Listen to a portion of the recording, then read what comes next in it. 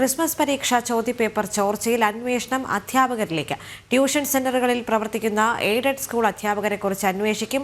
അവധിയിലുള്ള അധ്യാപകർ ട്യൂഷൻ സെന്ററുകളുമായി സഹകരിക്കുന്നതായി നിഗമനം. യൂട്യൂബ് ചാനലിനെതിരെ പരാതി നൽകിയ അധ്യാപകരുടെ മൊഴിയെടുത്തു. വിവരങ്ങളുമായി അനഘ ഹർഷൻ ചേരുന്നുണ്ട്. അനഘ, നമുക്കറിയാം ഈ സർക്കാർ സ്കൂളുകളിൽ ഉള്ള അധ്യാപകർ സ്വകാര്യ ട്യൂഷൻ സെന്ററുകളുമായി സഹകരിക്കുന്നതിൽ നിയന്ത്രണം കൊണ്ടുവരുമെന്ന് മന്ത്രി പറഞ്ഞതിന് പിന്നാലെയാണ് ഇത്തരം നിഗമനങ്ങൾ കൂടി ഒരു ഘട്ടത്തിൽ പുറത്തേക്ക് വരുന്നത്. മറ്റ് വിശദാംശങ്ങളും കൂടി.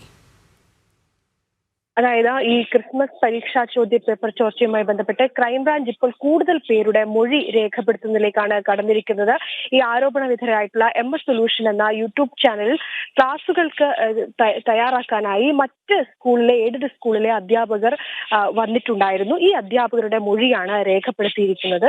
മാത്രമല്ല, മറ്റ് സർക്കാർ സ്കൂളിലെ അധ്യാപകരടക്കം ഇവരുമായി സഹകരിക്കുന്നുണ്ടോ എന്നൊരു സംശയം കൂടി അന്വേഷണ സംഘത്തിനുണ്ട്. അതുകൊണ്ട് തന്നെ ആ രീതിയിലൊക്കെ തന്നെ അന്വേഷണം ഇപ്പോൾ മുന്നോട്ട് പോവുകയാണ്. മാത്രമല്ല, നേരത്തെ ഈ കഴിഞ്ഞ ഓണപരീക്ഷയുടെ ചോദ്യപേപ്പർ ചോർന്നതുമായി ബന്ധപ്പെട്ട് ഈ MS സൊല്യൂഷനെതിരെ ചിലർ പരാതി നൽകിയിരുന്നു. അന്ന് പരാതി നൽകിയവരിലേക്ക് കൂടിയാണ് ഇപ്പോൾ അന്വേഷണം നടത്തിയിരിക്കുന്നത്.